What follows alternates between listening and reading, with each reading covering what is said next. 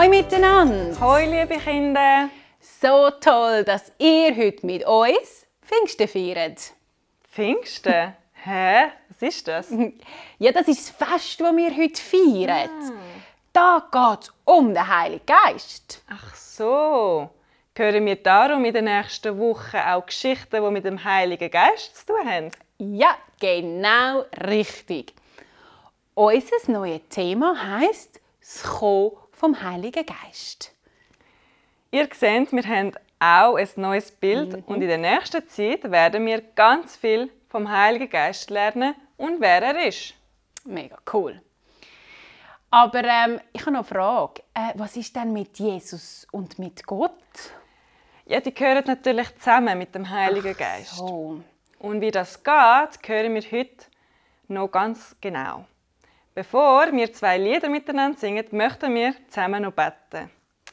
Könnt ihr eure Hände falten, eure Augen zumachen und dann wollen wir Gott zusammen beten. Danke vielmals, Jesus, dass wir jetzt miteinander zusammen sein dürfen, dass wir dich loben und preisen. Danke vielmals, dass wir heute vom Heiligen Geist lernen und hören. Danke, dass du da bist. Amen. Amen. Und jetzt könnt ihr mit uns aufstehen und dann tun wir gerade miteinander Gott loben und preisen.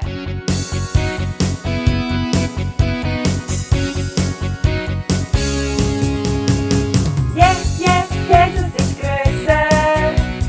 Jesus ist stärker. Jesus ist besser. Er ist der beste Freund, was es gibt. Jesus ist grösser. Jesus ist stärker. Jesus ist besser. Er ist der beste Freund, was es gibt. Nicht aber gar nicht, übertrifft ihn. Nicht aber gar nicht, ist ihm schwer. Nicht aber gar nicht, kann man seine Liebe nehmen. Nein. Nicht aber gar nicht, übertrifft ihn. Nicht aber gar nicht, ist ihm schwer. Nicht aber gar nicht, andere dran. Jesus ist und bleibt der Grund. Oh Jesus ist grösser. Jesus ist stärker. Jesus ist besser. Er ist der beste Freund, was es gibt. Jesus ist grösser. Jesus ist stärker.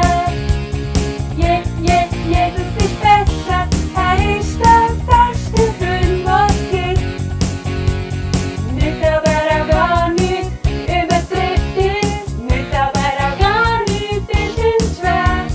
Nicht aber gar nicht, kann man seine Liebe nehmen. Nein. Nicht aber gar nicht, übertrifft ihn. Nicht aber gar nicht, ist ihm schwer. Nicht aber gar nicht, andere dran. Jesus ist und bleibt der Grund. Oh Jesus ist grösser. Jesus ist stärker. Jesus ist besser.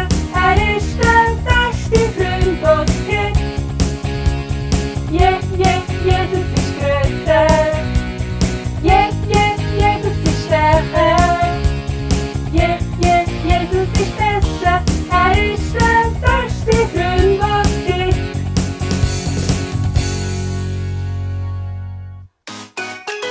So, jetzt können wir wieder ein bisschen zusammen tanzen.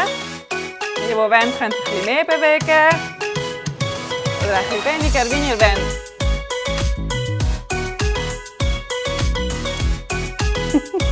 Yeah, cool. Zeigt mal eure Moves. Wieder B. Wisst ihr noch? Oder mit der Bora? Genau. Und jetzt geht es ja heute nicht um Jesus, sondern um den Heiligen Geist. Ihr könnt jetzt eigentlich das nachsagen, was Deborah sagt. Ich sage jetzt, der Heilige Geist lebt Wo? in mir. Der Heilige Geist lebt Wo? in mir. Nochmal alle zusammen. Sind ihr dabei? Und Der Heilige Geist lebt wo? In mir! Der Heilige Geist lebt wo? In mir! So, jetzt kommt der Tanzen. So, ein bisschen drehen. Bis Flugi. So, und jetzt Pyramide. Kennen wir die machen so. Die Ägypter. Gut. Jetzt wird Hühnli. Genau, so macht das Hühnli. Gut. Dann ein bisschen lockern. So mit den Schultern.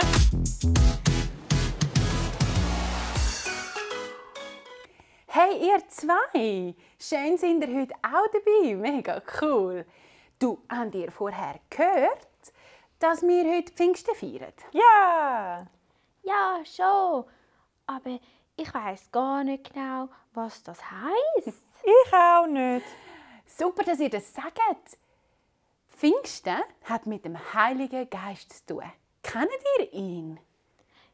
Ich habe auch schon gehört von ihm, aber kennen tue ich ihn nicht. Ist das ein Gespenst? Nein, ein Gespenst ist er nicht. Ja, das ist alles gar nicht so einfach zum Erklären, aber eben so wichtig. Aber ich probiere es einmal. Also, jetzt feiern wir ja Pfingsten.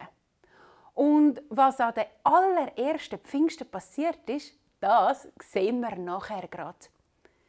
Vor 10 Tagen haben wir noch Auffahrt gefeiert. Wisst ihr, was das ist?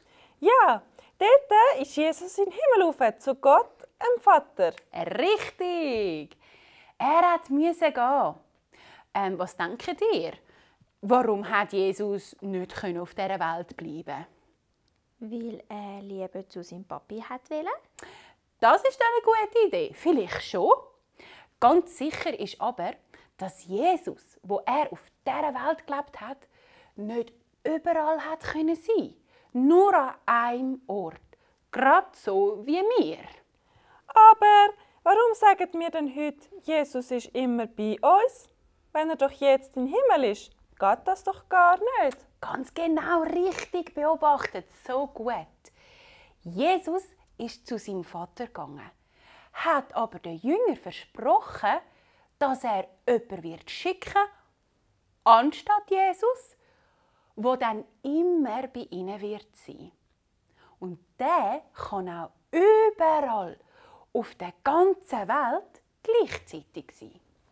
Und was denkt ihr? Wer ist das? Der Heilige Geist? Ja, das hätte ich auch gesagt. Genau. Jesus hat gesagt, ich schicke euch den Heiligen Geist und so kann ich immer bei euch sein. Und wie ist denn der Heilige Geist so? Und was ist denn jetzt das für ein Geist? So gute Fragen habt ihr. Einfach mega. Kommt am besten, schaut mir, was an der allerersten Pfingsten passiert ist. Alabado sea el Señor. Dios es grande. Jesus! Halleluja! Halleluja!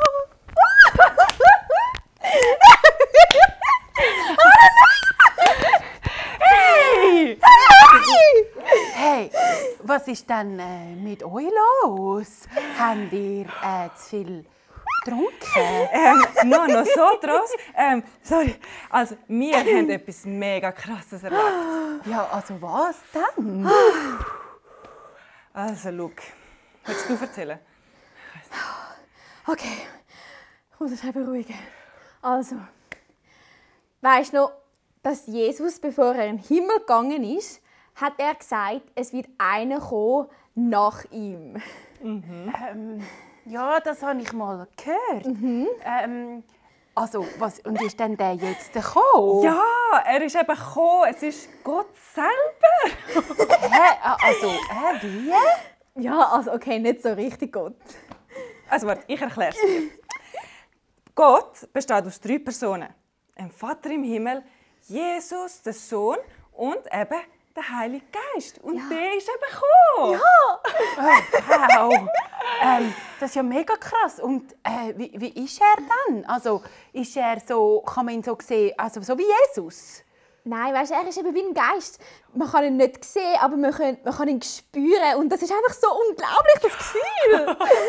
Das ist so krass. Schau, es ist so passiert. Jesus hat ja gesagt, wir sollen warten und beten und hoffen, dass der Heilige Geist kommt. Ja. Das haben wir dann gemacht. Ja. Wir waren auf dem Estrich, haben dort alle einen Kreis gemacht, haben gebetet und gefleht, 10 Tage lang. Und dann, plötzlich hat es geruscht und es ist laut geworden. Und dann ist Feuer erschienen. Und die Flamme hat sich aufgeteilt auf unsere Köpfe. Und dann haben wir einfach plötzlich so eine Freude in uns reingehauen und so ein Feuer, dass wir einfach angefangen haben, Gott loben und preisen. Und wir haben einfach so eine Freude bekommen. Wir können immer aufhören tanzen und lachen. Ja, und das müssen wir jetzt allen Menschen erzählen gehen. Ja. Allen. Sie sollen umkehren und an den Gott glauben und umkehren von ihrem Egoismus. Genau. Okay. Okay. Hey, schau, dort ist euer Kollege, da, der Petrus. Der Petrus? Was macht der? Weißt, ich glaube, er fängt jetzt aber an zu predigen von all diesen 1000 Leuten an. Aber ist er dann nicht nervös? Also, das sind ja mega viele Leute und er ist so ruhig. Nein, weißt du, der Heilige Geist gibt eben Mut. Ja, komm, ich hocke an und höre ihm zu. Okay. Oh wow, der Heilige Geist ist tatsächlich gekommen.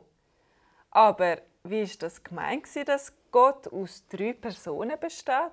Also Gott besteht aus dem Vater, dem Sohn und das ist Jesus und dem Heiligen Geist. Ja, das ist ein bisschen komisch, gell? Aber Gott ist eins, aber auch 3. Gott, Jesus und der Heilige Geist gehören zusammen. Jeder ist eine eigene Person, aber trotzdem gehören sie zusammen. Wir kennen das ja eigentlich auch bei anderen Sachen. Zum Beispiel das. Seht ihr das auch? Das ist ein Ei. Genau, ein gekochtes Ei. Also ich hoffe es. Ein gekochtes Herzei. Aber was genau seht ihr Kinder und du, Rebecca, von dem Ei? Eigentlich nur die Schale, oder? Ja, genau. Und jetzt, was passiert, wenn wir die Schale wegnehmen?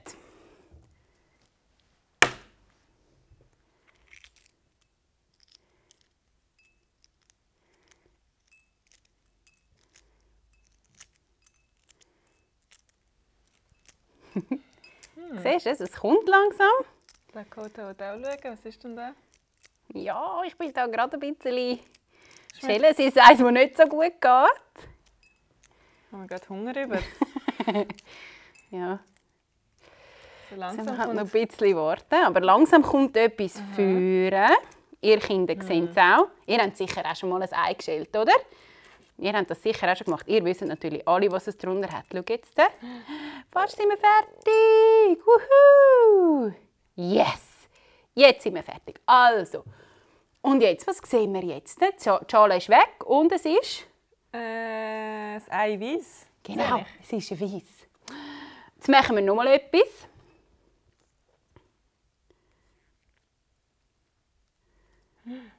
Und was siehst du und was sehen ihr jetzt?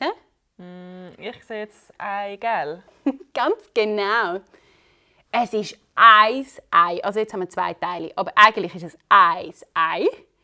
Aber es besteht aus 3 verschiedenen Sachen. Wir haben die Schale, wir haben das Eiweiß und wir haben das Eigelb. Stimmt eigentlich. Und genau so ist es bei Gott. Gott der Vater, Jesus sein Sohn und der Heilige Geist. Jeder einzeln, aber doch zusammen. Und wenn wir euch sagen, dass Jesus immer bei uns ist, dann meinen wir damit eigentlich, dass der Heilige Geist in jedem von uns ist und darum auch Jesus bei euch ist. Also versteht ihr, wenn der Heilige Geist in uns ist, dann ist auch Jesus bei uns, weil sie zusammengehören. Wir möchten euch die 3, den Vater, Jesus und den Heiligen Geist, noch mal genau vorstellen. Es gibt nur einen Gott und der hat die Welt erschaffen. und das Herz ist unser Symbol für den Vater. Er weiß genau, was auf der Welt passiert und er führt unser Leben. Gott, der Vater, ist für die Menschen wie ein Vater, den wir kennen auf dieser Welt. Aber er ist so ein guter Vater, der gut für seine Kinder schaut, sie beschützt und sie das ganze Leben lang begleitet. Und wir sind ja Gottes Kinder. Gott hat seinen Sohn Jesus zu den Menschen geschickt. Dafür haben wir das Kreuz. Und darum ist er selber Mensch geworden. Wir Christen, die Jesus lieben, versuchen, so zu leben wie Jesus. Das, was er uns vorgemacht hat. Jesus hat den Menschen viel von Gottes Liebe erzählt. Er hat den Menschen aber auch beigebracht, dass sie einander gerne haben und einander helfen sollen. Und wir wissen schon, dass Jesus für uns gestorben ist und wieder lebendig geworden ist. Darum kann Gott unsere Sünden vergeben und wir können ewiges Leben bei Gott haben. Und jetzt kommen wir eben zu dem Heiligen Geist, der auch dazu gehört. Der Heilige Geist ist die unsichtbare Kraft von Gott. Durch den Heiligen Geist können wir machen, was Jesus uns vorgezeigt hat. Der Heilige Geist schenkt uns Mut und er ist immer bei uns. Aha, so sind es also 3 Personen, aber gehören zusammen. Mega gut. Ja, und vor Pfingsten haben sie dann den Heiligen Geist nicht gekannt. Mal, der Heilige Geist hat es schon gegeben und er hat auch schon Sachen gemacht. Aber so richtig in den Menschen gelebt, das ist erst seit den Pfingsten so, seit den ersten Pfingsten so. Also ist das in dem Fall heute auch noch so? Ja, klar. Wenn wir uns entscheiden, dass Jesus unser bester Freund ist, kommt der Heilige Geist in unser Leben.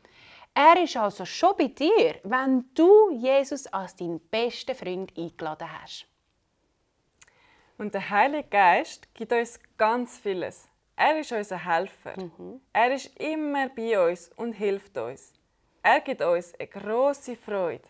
Er schenkt uns aber auch Mut. Das haben die Jünger ganz fest erlebt. Die Jünger waren vorher eher scheu. Nach Pfingsten haben sie allen Menschen von Jesus erzählt. Sie sind plötzlich so mutig geworden.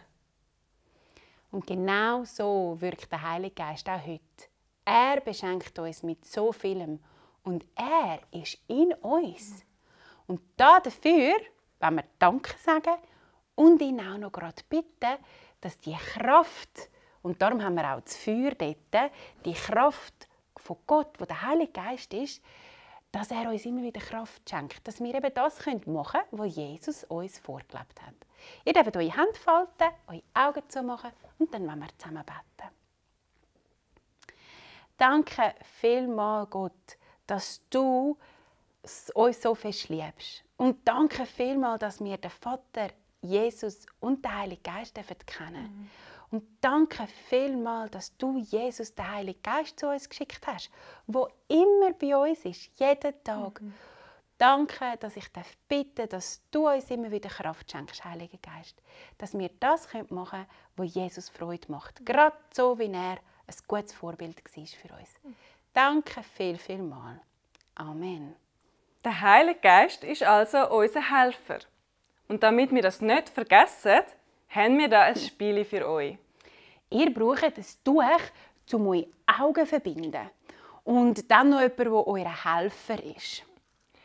Dann könnt ihr mit vielen Sachen, die ihr daheim habt, einen Hindernislauf aufstellen. Ihr könnt einen Stuhl nehmen und anstellen, dann vorne dran ein paar Spielsachen oder beim Tisch gerade oder einen Böllen nehmen. Einfach so, wie ihr wollt, alles, was ihr findet, und dann könnt ihr alles so aufstellen, dass ihr drumherum, drüber und drunter könnt laufen. Es kann ganz schwierig sein, weil dann könnt ihr die Augen verbinden. Und dann kommt euer Helfer, nimmt euch an der Hand und führt euch durch die Hindernisse durch. Gerade so, wie der Heilige Geist uns auch hilft. hey, so cool!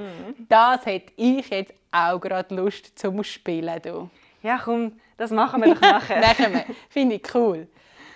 Also, und für die von euch, die lieber nicht so gerne Spiele machen wollen, haben wir noch etwas anderes. Und zwar haben wir hier einen Bastelvorschlag. Oder ein Ausmalbild. Und die Links für beide Sachen, für den Bastelvorschlag und für das Bildchen, findet ihr gerade unten am Video oder im YouTube-Beschreib unten rein. Wir wünschen euch viel Spass beim Hindernislauf, beim Basteln und beim Zeichnen. Und wir freuen uns dann wieder über ein tolles Bild von euch. Schön, sind ihr heute dabei gewesen. Habt's gut und bis zum nächsten Mal. Tschüss!